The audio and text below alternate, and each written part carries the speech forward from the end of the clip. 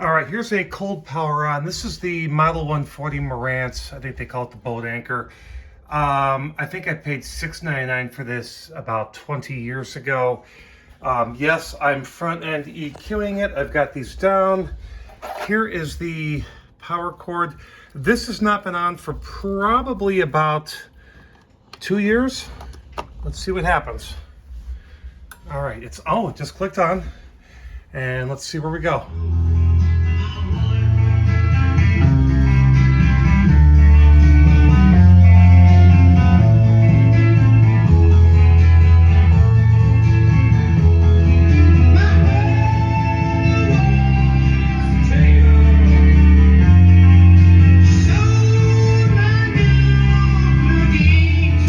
This needs a recap, I'm sure. I'm not gonna run this real hot for a while, but it seems to be working okay.